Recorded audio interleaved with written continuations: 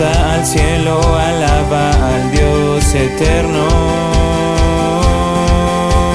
Puerta al cielo, predica a Cristo sin miedo. Somos su pueblo, somos su iglesia. Juntos cantamos y alabamos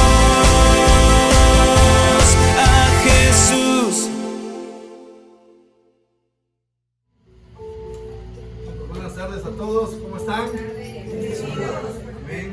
Sean bienvenidos hoy a esta su iglesia. Gracias por estar acá. El Señor no va a tener un poco el esfuerzo que hacen ustedes de venir, pudiendo a lo mejor estar en algún otro lugar descansando en el fresco de su casa con estos calores que he estado haciendo. Hoy decidieron estar aquí y doy gracias a Dios y a mis pastores la oportunidad de, pues, que me dan ellos la confianza de estar aquí arriba. La palabra que el Señor tiene hoy para nosotros, la enseñanza es muy buena. ¿Alguien sabe cómo se llama el tema del día de hoy? Sumergidos. Qué rico sería estar sumergido ahorita en una piscina, en una alberca, ¿verdad? En un río, con los calores que he estado haciendo. Pero bueno, con todo el respeto, pongan sus teléfonos en silencio, por favor, y vamos a hacer una pequeña oración. Vamos a entregar este servicio a las manos del Señor. ¿Les parece? Que sea el Espíritu Santo el que nos dirija a todos y cada uno de nosotros. Amén. Ok, Padre, gracias te doy por este día. Gracias, Padre, por darnos la oportunidad de estar vivos. En muchas ocasiones creemos, merecemos, Señor, que tú nos des un día más de vida. Pero por tu infinita bondad, por tu infinita misericordia, por tu gracia, nosotros estamos hoy vivos, Señor, y venimos a buscar de tu presencia, Padre. Yo te pido, Espíritu Santo, que seas tú el que tome el control de este servicio, de esta enseñanza, Padre. Y te pido, Señor, en especial, que tú abras, Señor, el entendimiento, Padre, que abras los ojos, Señor, que abras los oídos espiritualmente hablando de mis hermanos, para que esta palabra, Señor, que viene de parte de ti, sea comprendida, Señor. Se quite ese velo, Señor, que hay en esos ojos, que dé ese entendimiento, Padre, que puedan comprender al 100% de esta enseñanza que va a tratar el día de hoy. Gracias te doy por mis hermanos, mis hermanas aquí reunidas y todos aquellos que no pudieron venir. Padre, ten cuidado especial de ellos, Señor. Líbranos de cualquier mal y tenlos en paz. En el nombre de Jesús. Amén, amén y amén. Bueno, pues como bien dicen, el tema del día de hoy se llama sumergidos. ¿Y por qué se llama sumergidos? Porque vamos a hablar acerca de los bautismos. Ya se acerca la fecha del bautismo. Creo que la mayoría de aquí estamos bautizados, ¿verdad? Pero bueno, nunca está de más recordar de qué se trata el bautismo. ¿Alguien me puede ayudar? ¿Alguien me puede decir qué es el bautismo? Nacer de nuevo. Ok, vamos a empezar con la definición de lo que es el bautismo. Y el bautismo proviene de una palabra griega que significa bautizo, que realmente significa sumergir. Sumergir. Esta era una práctica que los griegos practicaban hace muchos años. Ellos las telas, ellos agarraban, era una práctica que tenían de meter las telas en agua con un colorante para que esas telas se mancharan o se tiñeran en esa agua con ese colorante. Yo no sé si alguno de ustedes había unas pastillitas que le llamaban ¿cómo? Mariposa. Ah, bueno, esas todavía existen. Bueno, no sé si se acuerdan que los pantalones cuando ya se despintaban, pero estaban buenos, se metían o se sumergían en esa agua con ese caballito, con esa mariposita, y lo que hacía era que le regresaba el color nuevamente al pantalón. Bueno, esa técnica utilizaban los griegos para las telas, y de ahí viene la palabra bautismo, que es sumergir. ¿Ok? Hasta aquí estamos bien, perfecto. Pero el bautismo era utilizado no nada más como nosotros lo conocemos en el Antiguo Testamento. Vamos a ver ahorita cómo otras culturas y otras naciones ya utilizaban lo que era la sumersión en el agua. Hay un común denominador en todo lo que vamos a ver el día de hoy, y es agua. el agua. Vamos a ver qué función tiene el agua y qué es lo que hacían. Un ejemplo, vamos a poner el río Nilo. En el río Nilo los egipcios manejaban un ritual de baños, de sumersión, de inmersión para purificarse. Esto lo hacían los egipcios en el río Nilo. En el río Éufrates, los babilónicos, el pueblo de Babilonia, la nación, la cultura babilónica hacía exactamente lo mismo. Se sumergían en el río para purificación de su cuerpo. Y actualmente hay una cultura que sigue manejando todavía ese rito, porque realmente es un rito como tal, el rito de la purificación en el agua. ¿Qué cultura o qué nación lo hace? ¿Alguien sabe? ¿No? Los indios. Los indios se sumergen en el agua, en un río que es el Ganges, que por cierto es un río muy sucio. Yo he visto los documentales de cómo se meten en ese río y el agua está hasta verdiosa. Y ahí se bañan, ahí se sumergen, pero es la manera en cual ellos creen que pueden purificar su cuerpo y pueden purificar su alma. Pero repita conmigo, estos solamente son ritos. Estos son ritos. Estos son ritos nada más, porque realmente nosotros vamos a ver qué es lo que no el rito, pero qué tipo de bautismo es el que a nosotros va a limpiarnos, va a purificarnos, pero hablando espiritualmente. Amén. Ok, bueno, en el Antiguo Testamento, los rituales de purificación, porque también se llamaban rituales de purificación, vamos a ver 3 ejemplos. Y el primero de ellos, los judíos, el pueblo elegido de Dios. Los judíos utilizaban este ritual de purificación para la consagración. Un ejemplo que nosotros vemos en la Biblia es el de Aarón y el de sus hijos, el de sus descendientes. Esto lo vemos en Éxodo, capítulo 29, versículo 4. Esto era antes de entrar al templo. Éxodo 29, versículo 4. Dice así la palabra. Aquí Dios le hablaba a Moisés, hermano de Aarón. Luego llevarás a Aarón y a sus hijos a la entrada de la tienda de reunión, que era un tipo tabernáculo, y los bañarás. Tenían que bañarse, tenían que purificarse para entrar. Yo no sé si ustedes se acuerdan, hemos visto ya esa enseñanza, de que en el templo, en los tiempos de Salomón, cuando hacen el templo de Jehová, ellos ponen unas pilas de agua fuera del templo. Era para que la gente antes de entrar al templo y principalmente los sacerdotes se purificaran y pudieran entrar al templo limpio. Otro ejemplo lo vemos en Levítico 8, versículos 5 y 6. Igual, el Señor Jehová hablando a Moisés. Allí Moisés les dijo, ya había sido la instrucción de Dios, esto es lo que el Señor nos ha ordenado hacer. ¿Sigue? 6. Acto seguido Moisés hizo que se acercaran Aarón y sus hijos y los lavó con agua. ¿Con qué los lavó? Con agua. Por eso digo que pongan mucha atención, porque lo que vamos a ver el día de hoy es una parte del bautismo. ¿Ok? Gentiles. Segundo ejemplo, ya vimos a los judíos, ahora vamos a ver a los gentiles. Los gentiles, cuando querían convertirse, ellos deseaban convertirse al judaísmo, ellos que tenían que llevar a cabo también un rito de purificación, y también lo hacían a través del agua. Los gentiles, judíos, gentiles, y vamos a ver una secta de judíos llamados esenios. ¿Alguien ha escuchado hablar de los esenios? ¿Ok? Los esenios eran una secta junto con los saduceos y los fariseos, de las que se puede decir que predominaban un poco más en los judíos, pero los esenios eran aproximadamente en ese entonces un grupo de 4,000 personas, pero ellos normalmente se aislaban o vivían en el desierto, se aislaban normalmente. Hay un escritor muy famoso de los tiempos de Jesucristo, que se llama Flavio Josefo. Él era descendiente de los esenios.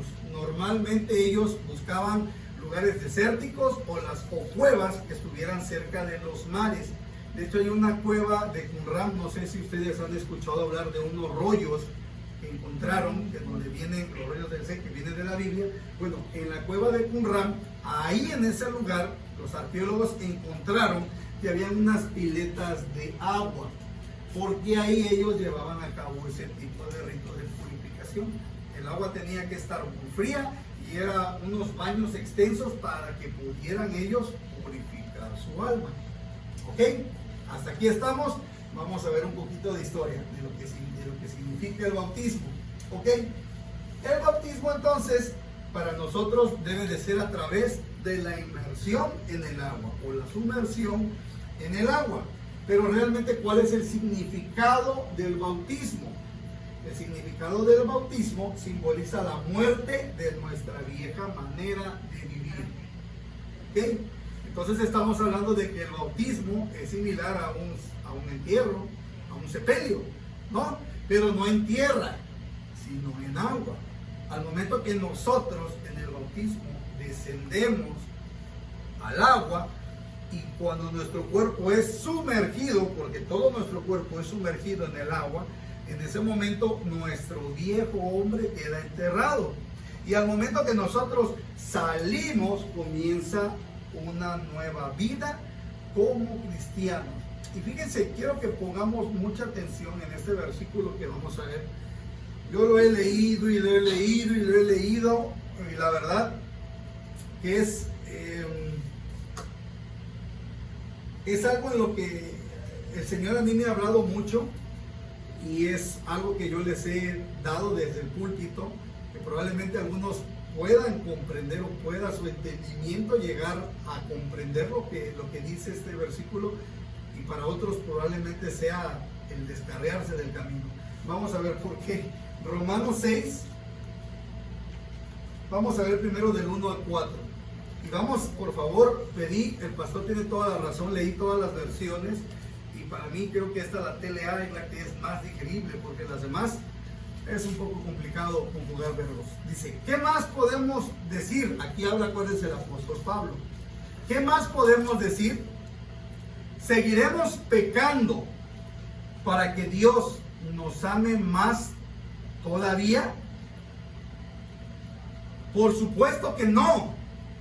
Nosotros ya no tenemos nada que ver con el pecado, así que ya no podemos seguir pecando. Ustedes bien saben que por medio del bautismo, aquí vamos a ver el significado, que por medio del bautismo nos hemos unido a Cristo en su muerte. ¿Qué sigue? Al ser bautizados, morimos y somos sepultados con Él. Pero morimos para nacer a una vida totalmente diferente. Eso mismo pasó con Jesús cuando Dios el Padre lo resucitó con gran poder. ¿Me puedes poner el anterior, el 3, por favor? Ustedes bien saben que por medio del bautismo nos hemos unido a Cristo en su muerte. Cuando nosotros nos bautizamos, Cristo, recuerden, Jesús fue crucificado en una cruz, y en esa cruz Él obtuvo la muerte. Pero cuando Él muere, recuerden que en la cruz Él se lleva todos nuestros pecados, y Él al morir lava esos pecados, los pecados de todos y cada uno de nosotros, con su sangre preciosa. Pero Él, en lo natural, su cuerpo fue de muerte. Él murió. Por eso dice aquí que nosotros, que por medio del bautismo nos hemos unido a Cristo en su muerte. ¿Por qué? Cuando nos somos sumergidos en el agua, ahí queda la vieja naturaleza de nosotros. Ahí queda el pecado sumergido en el agua. El que sigue, por favor. Al ser bautizados morimos y somos sepultados juntamente con Él, pero morimos para nacer a una vida totalmente, no dice parcialmente, no dice un día sí, otro día no, totalmente diferente. Ya no puede ser nuestra vida igual, y habla de totalmente. Eso mismo pasó con Jesús cuando Dios el Padre lo resucitó. Hagan ustedes de cuenta que nosotros somos sumergidos, se muere Lalo y cuando resucita un nuevo Lalo. Todo lo que hacía anteriormente yo ya no lo puedo hacer. Esa parte es donde yo les digo que ustedes deben de mentalizarse, deben de mentalizar y repetir en su mente, pero hacerlo, no solamente repetirlo y decir que ya no somos pecadores, sino es mentalizarnos a decir, yo no soy pecador porque juntamente con Cristo fui crucificado, fui muerto y he resucitado nuevamente con Él.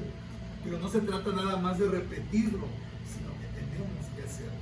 Si nosotros teníamos una manera de conducirnos, de hablar, de hacer algo, ya no lo debemos de hacer. Es un compromiso muy fuerte, familia, y es una palabra en verdad que es muy fuerte. Vamos a seguir con los demás versículos, por favor. Vamos a seguir con el 5, porque eso está, la verdad, vuela la cabeza para cualquiera que lo lea, y si lo analizamos, van a ver. Si al bautizarnos participamos en la muerte de Cristo, también participaremos de su nueva vida. ¿Me sigue, por favor? Una cosa es clara, familia. Éramos pecadores, pero cuando Cristo murió en la cruz, nosotros morimos con Él. Así que el pecado ya no debe de gobernarnos. Es a lo que yo les digo que nosotros tenemos que decir, ya no soy pecador, y cada vez que quieras hacer algo en tu carne, te des cuenta que tú ya fuiste crucificado, ya fuiste encerrado, ya renaciste junto con Cristo, y ya no podemos dejar que la carne nos gobierne a nosotros. Es algo muy fuerte, familia, y no sé si lo están comprendiendo o no lo pueden comprender. Es algo muy fuerte, y que nosotros debemos de estar conscientes de lo que leemos. Y si decimos que somos seguidores de Cristo, hijos de Cristo, debemos de tener mucho cuidado entonces con lo que hacemos. Pero cuando Cristo murió en la cruz, nosotros morimos con Él. Así que el pecado ya no nos gobierna. El que sigue, por favor. Al morir, el pecado perdió su poder sobre nosotros. El pecado no puede ser mayor que el Espíritu que Dios puso en nosotros. No puede ser mayor. El que sigue, Aaron. Si por medio del bautismo, va de nuevo, si por medio del bautismo morimos con Cristo, estamos seguros de que también viviremos juntamente con Él. Si nosotros estamos seguros, pero si en nuestro corazón no hubo seguridad al momento de bautizarnos, no creímos, no nos arrepentimos, eso no aplica para nosotros. Y lo digo primero que nada por mí. Cuando tengamos ese deseo de contestarle a alguien de mala manera, cuando tengamos en nuestro corazón o en nuestra mente ese deseo de decir una mala palabra, cuando tengamos en nuestra mente, en nuestro corazón ese deseo de tomar algo que no nos pertenece, cuando tengamos en nuestro corazón, en nuestra mente, el hacer algo que no es correcto, recordemos este versículo, Romanos 6, y podemos seguir leyendo, y cada vez se va volviendo más intenso. Pero entonces lo que nosotros debemos de hacer entonces es recordar que ya no somos las mismas personas de antes, somos criaturas nuevas, y ya no tenemos ese derecho a hacer lo que hacíamos anteriormente. Amén. Es algo la verdad que muy fuerte y muy poderoso. Es correcto. Ahora vamos a seguir. Teniendo en cuenta esto, ¿quién debe de bautizarse, familia? ¿Quién se debe de bautizar? Nosotros. Ok, pero voy a poner 3 puntos sobre la mesa para todos aquellos que ya se bautizaron y los que no se han bautizado. Esa es una enseñanza. Primero que nada, todo aquel que creyere. Primero que nada, el primer mandato que debe de haber o que hay para nosotros es el que creyere. El primero, el que creyere. ¿Hay alguien aquí que crea en Dios? Amén. ¿Hay alguien aquí que crea que Jesús es Hijo de Dios? Amén. Amén, perfecto. Marcos 16:16. que nos dice, y aquí nos vamos a meter en profundidades, el que creyere y fuera bautizado será salvo, mas el que no creyere, déjamelo, será condenado. Dice, el que creyere y fuera bautizado será salvo, mas el que no creyere será condenado. Aquí hay una condición para ser salvo, el que creyere y fuera bautizado. El que creyere y fuera bautizado. ¿Qué pasaría con aquella persona que cree pero que no se bautiza? ¿Es salvo o no es salvo? No es salvo. ¿Sí es salvo o no es salvo?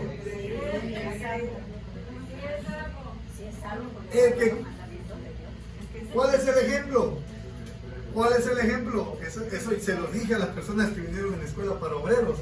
Acuérdense de los ladrones, pero en específico uno que estaba en la cruz, cuando crucifican a Jesucristo y lo reconoce como Rey, como el Mesías, como el Salvador.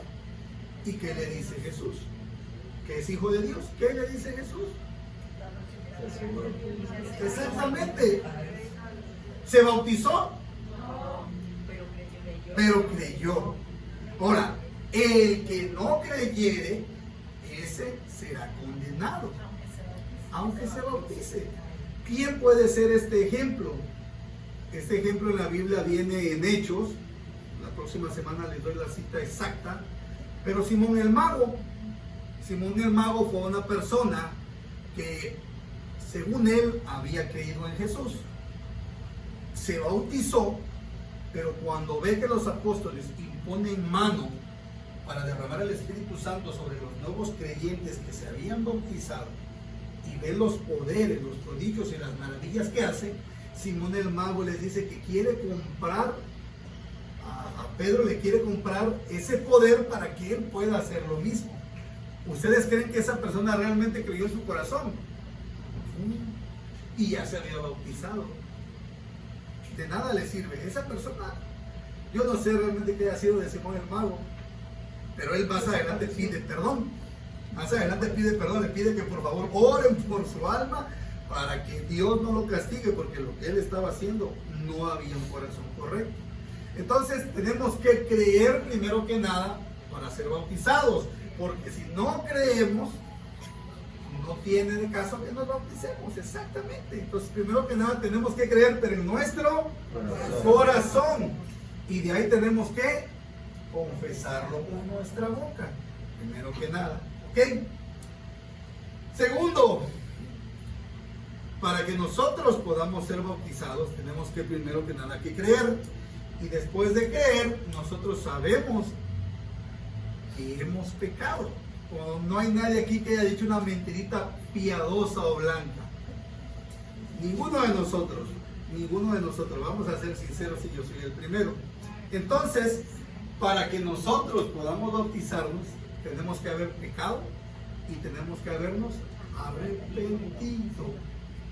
Pecado y arrepentido. Vamos a ver qué nos dice Mateo 3. ¿Y de qué habla Mateo 3? De Juan el Bautista. Vamos a ver qué dice Mateo 3. Vamos a ver primero que nada el capítulo 2. Y diciendo, arrepentíos. Hablaba de arrepentimiento, porque el reino de los cielos se ha acercado. De ahí, por favor, el del 5 al 8. Por favor. Y salía a él Jerusalén y toda Judea, o sea, toda la gente que vivía ahí, y toda la provincia de alrededor del Jordán, que era el río. Y eran bautizados por él, por Juan el Bautista, en el Jordán, confesando sus pecados. Entonces, ¿qué tenemos que hacer? Confesar nuestros pecados. El que sigue, por favor. Al ver él, Juan, que muchos de los fariseos y de los saduceos venían a su bautismo, les decía, generación de víboras, ¿quién nos enseñó a huir de la ira venidera? ¿Qué sigue? Haced pues frutos dignos de arrepentimiento. Él les pedía que se arrepintieran realmente de corazón para llevar a cabo el bautismo. Pero ellos nada más lo estaban haciendo por probar a Juan y por igualdad a las demás personas que lo estaban haciendo. No había un arrepentimiento genuino en ellos. Y el arrepentimiento tiene que existir en nosotros para poder bautizar. porque si no nos arrepentimos, si en nosotros queda esa espinita clavada ahí, quiere decir que nuestro corazón no está limpio y no podemos nosotros llevar a cabo ese bautismo. Y punto número 3, comprometerse a vivir por Cristo. Mateo 28:20. Vamos a ver la gran comisión, pero vamos a ver una parte nada más. Enseñándoles que guarden todas las cosas que os he mandado, y he aquí yo estoy con vosotros todos los días hasta el fin del mundo. Amén. El compromiso familiar. Nosotros, al ser bautizados, ya vimos que el bautismo es morir al viejo hombre, nacemos de nuevo. ¿Qué tenemos que hacer entonces? Guardar todas las cosas que nos han mandado, guardar los mandamientos. Y la verdad nos dejó la vara, yo creo que, o la medida muy todavía cortica, son 2 nada más. Primero que nada, amar a quién? A Dios. Y después, amar a quién? Como a nosotros mismos. Simplemente nos dejó 2 mandamientos que nosotros debemos de cumplir. Nada más. Digo, no es como toda la tabla que los judíos habían hecho, que eran no recuerdo cuántos cientos de mandamientos que se tenían que cumplir conforme a la ley. Aquí por gracia, Él nos está dando nada más 2 mandamientos, los cuales debemos de llevar a cabo. Entonces yo les pregunto ahora, ¿el bautismo nos hace salvos? No. Ok, ¿quiénes se tienen que bautizar? Los que creen. Ok, perfecto. Yo les pregunto entonces, ¿ustedes creen que el bautismo de los bebés, de los niños, sea bíblico? No. ¿O alguien lo cree? A ver, levante la mano sin temor. ¿No? No es bíblico. ¿De dónde proviene esto? Vamos a verlo porque es muy importante y yo quiero que ustedes tengan la base de dónde viene el bautismo de los niños. Y vamos a remontarnos un poquito al año 300 después de Cristo, para ser exacto, el año 312 después de la muerte de nuestro Señor Jesucristo.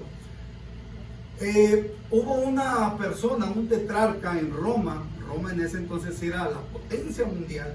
Hubo un tetrarca, se dividía en 4 partes. Roma, 4 personas, se dividió el reino y reinaban. Uno de esos gobernadores se llamaba Constantino, era Constantino I. Constantino, en una batalla que él sale a pelear, él tiene una visión en el cielo. Se le aparece una cruz y en un sueño esa noche, antes de la batalla, él escucha una voz que le dice que con esa cruz él saldrá victorioso. Entonces Constantino se levanta inmediatamente, levanta a su gente y les dice, Roma era politeísta, tenía muchísimos dioses, pero Constantino adoraba al dios Sol. Entonces en sus escudos y en sus estandartes siempre estaba el sol. Y movido por esa visión, por ese sueño, él se levanta y les pide a sus soldados que pongan una cruz y que quiten el sol, que pinten la cruz encima. Pintan la cruz encima y resulta que salen a la batalla y resulta él victorioso. Eso fue en el año 312. En el año 313, un año después, él firma un acuerdo en Milán. Anteriormente los cristianos eran perseguidos por el pueblo romano y no podían reunirse para practicar su fe. Entonces eran asediados. Resulta que él firma un tratado en Milán para que puedan ellos expresar libremente su fe. Es decir, libera a los cristianos. ¿Y qué creen? Que más adelante él mismo se convierte al cristianismo. Él se hace cristiano. Y después se firma en el año 325, en el concilio de Nicea, se declara o se decreta que la cruz es el símbolo oficial del cristianismo. Nosotros decimos y nosotros creemos que la cruz es porque la cruz donde Jesús muere, pero anteriormente para el pueblo romano, el morir en una cruz era lo peor que podía pasar, era la manera más indigna que una persona podía quedar, más vergonzosa. Y resulta que Constantino toma la cruz como estandarte, como símbolo del cristianismo. Más adelante, cuando él muere, entra otro gobernador, se llama Teodosio, si no mal recuerdo, Teodosio, y él impone en Roma el cristianismo como religión oficial. ¿Qué pasa entonces? Que las personas, todo el mundo, como el emperador en ese entonces, ya gobernador, era cristiano, todo el mundo se empezó a convertir al cristianismo por una moda. Pero había gente que no lo quería hacer. ¿Qué pasaba con esta gente? La mataban por no quererse convertir. Eran fuerzas que tenían que hacerlo, eran fuerzas que se tenían que bautizar para convertirse al cristianismo. ¿Qué pasa entonces? Sucede que la gente, para que no hubiera tantos muertos, empiezan a bautizar a los niños y a las niñas desde que nacen. Y de ahí surge lo de bautizar a los niños. ¿Por qué? Para que no hubiera tantos muertos. Y desgraciadamente, a partir de ese entonces, fíjense el modelo que Jesús trajo de la iglesia, de los primeros cristianos, si quieren llamarle de esa manera, como lo dice la Biblia, era que separaba el reino de lo natural con un reino espiritual. Y a través de esta conversión del cristianismo de Constantino, viene a poner el reino espiritual, lo junta con el reino en lo terrenal. Y la iglesia y el gobierno se vuelven uno solo. Y empiezan a paganizar el cristianismo. ¿De qué manera? Ellos eran politeístas, los romanos tenían dioses para todo. Y los cristianos nada más tenían un solo Dios. ¿Qué hacen ellos entonces? Bueno, es que ellos nada más creen en un solo Dios. Bueno, entonces ese otro Dios que nosotros tenemos para esto, lo vamos a santificar a ciertas personas y vamos a asignarle como que es un santo. Y de ahí es donde salen todos los santos que conocemos de la iglesia romana. Porque les digo una cosa, ni católica siquiera dice en los libros de historia, no dice que sea católica, dice romana. Y de ahí empiezan a salir todos esos santos, a encuadrarlos dentro de la iglesia cristiana. Desgraciadamente ahí se paganizó la iglesia. Jesús nunca quiso que el gobierno estuviera dentro con la iglesia, ¿saben? No vayan a malinterpretar lo que digo, porque él la ley no la vino a abolir, él la cumplió. Pero él no quería establecer un reino en lo terrenal, él vino a establecer un reino en lo espiritual. Pero desgraciadamente, a través de esta persona, todo se vino a tergiversar. Y la cruz, que era lo peor que podía haber para un romano, se volvió el estandarte de la religión y fue establecida a fuerzas.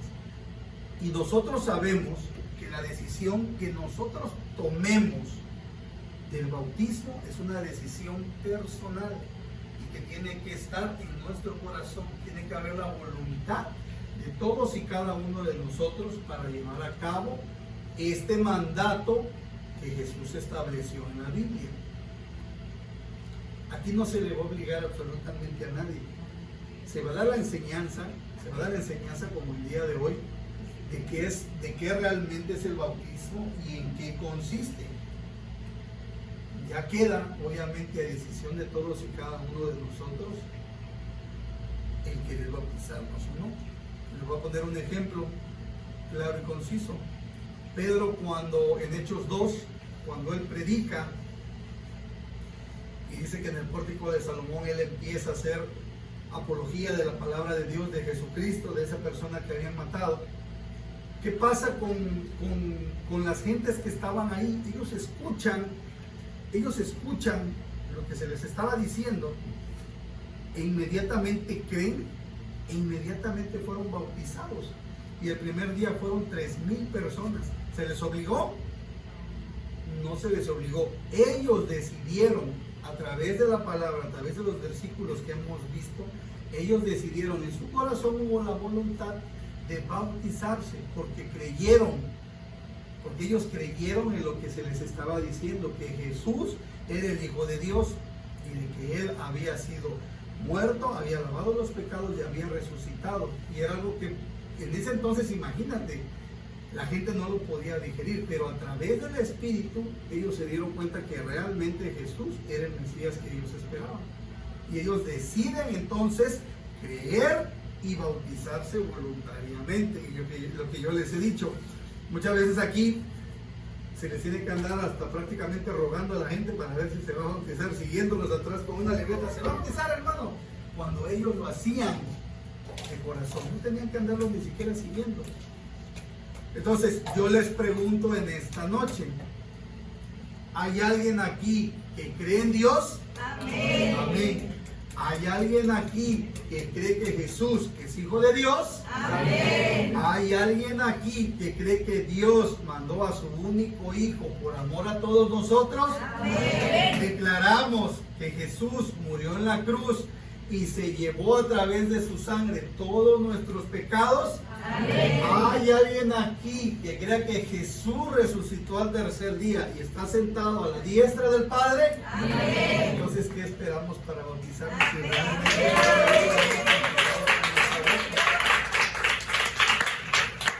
Estamos hablándolo, estamos creyéndolo y estamos diciéndolo con nuestra boca, estamos confesándolo. Entonces, ¿qué más necesitamos para tomar la decisión de ser bautizados? Si ya creímos que realmente Dios existe, que Jesús es su Hijo, que Él vino a la tierra, que Él murió en una cruz, lavó nuestros pecados con su sangre, resucitó, está sentado juntamente con Dios Padre a la derecha, a su diestra, ¿qué es lo que nosotros necesitamos para ser bautizados? Si lo creemos realmente, pero a mí me da de qué pensar. Aquella persona que lo duda, dice, no está convencida. Y al no haber ese convencimiento, realmente es mejor que no lo haga. Porque en verdad, las cosas de Dios no son para juego. Son cosas que nosotros debemos de tomar muy en serio. Como le decía en Romanos 6, a mí eso siempre me zarandea de un lado para otro. Que pues ya morimos con Él. Ya resucitamos con Él, tenemos vida nueva, no podemos seguir llevando la vieja manera de vivir. Yo sé que es muy complicado, pero si realmente tenemos la convicción en nuestro corazón, nosotros lo vamos a hacer día con día. Amén. Amén. Yo les pido que se pongan de pie, vamos a hacer una pequeña oración para terminar esta pequeña enseñanza. No hemos terminado, pero el día de hoy hemos concluido. La próxima semana vamos a seguir para que vean ustedes algunos ejemplos y queden convencidos al 100% por si hay alguna duda. Amén. Padre Señor, gracias.